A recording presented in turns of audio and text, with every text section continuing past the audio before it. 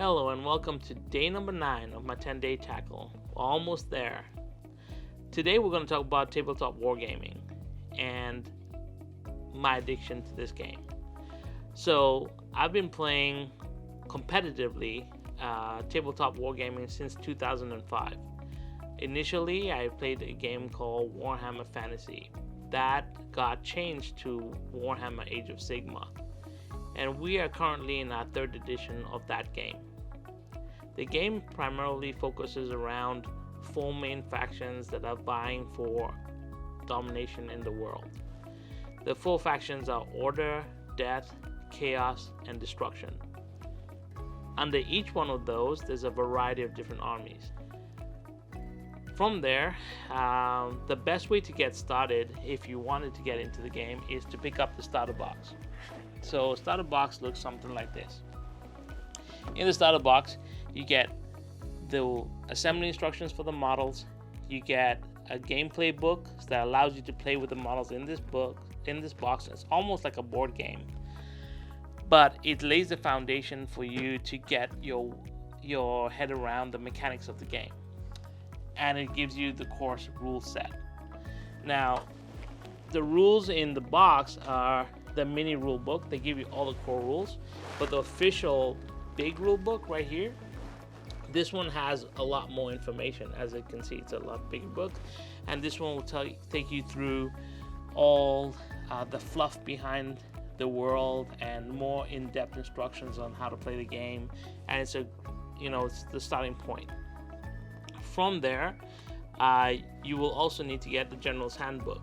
In the General's Handbook, when we play at tournament level, we play match play, and this General Handbook allows us to pick the battle plans and all the little nuances that we need to play match play, which is the official tournament play.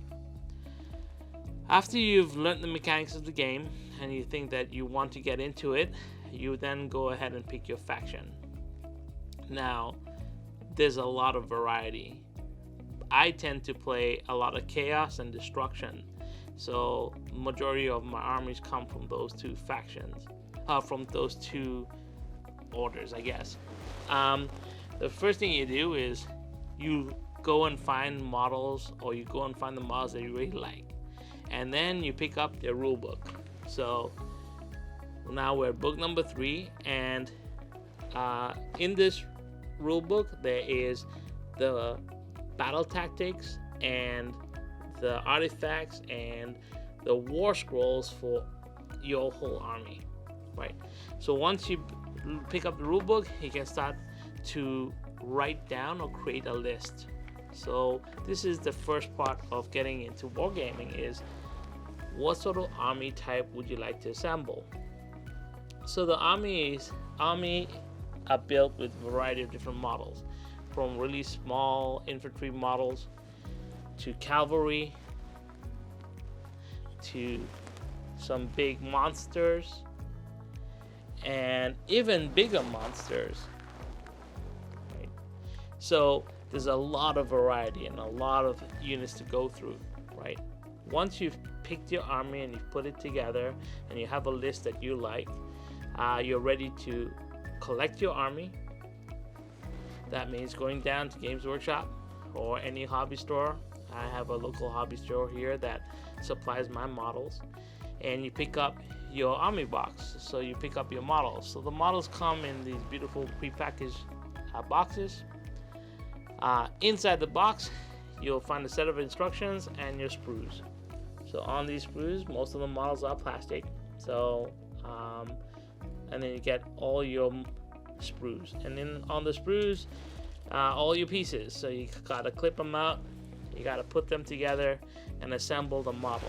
So this is an assembled model right here, right? As you can see, it's still gray primer, and once we have this, now we have our model assembled. So you assemble your whole army, and then you go and paint it. So that means priming it and then painting it. So this is an example of a painted model right here, right? So after you paint the model, you gotta do the basing, and you got your army ready. So the next thing you need to do is prepare your battlefield. So battlefield is a mat that, like I said, is a 44-inch by 60-inch mat. So we play on neoprene mats because they're nice and soft and they got beautiful color graphics on it. Each battle plan has objectives on it, and these are the objective marker sets that go on. And majority of battlefields are covered by 3D terrain. So it could be terrain like this that is put together and painted. It could be hills, it could be forests, etc. Right? Once you got that and you got an opponent, you can play a game. So, the games can last between an hour and a half to 2 hours, depending, and they can get pretty intricate in terms of strategy, in terms of deployment, and magic items. There's so much that happens in the game. There's so many nuances. There's a lot of tech, as we call it, in the game, but they make for very interesting scenarios. They make it for very interesting gameplay interaction, not only with yourself but with the community, and it's an awesome way to spend an afternoon, and it's a way to build and paint something in your spare time that allows you to be creative, and I can say nothing but great things about playing this game. So that's my introduction to tabletop wargaming.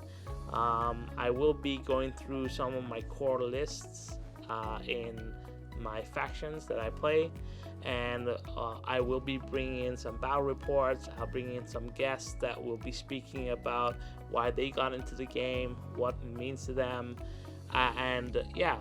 welcome to the community, welcome to tabletop wargaming, and I hope you like it. Thank you once again for following. Thank you once again for keeping up with this journey, and I look forward to the wrap up tomorrow on my last day. Thank you so much, and have a great evening. Bye.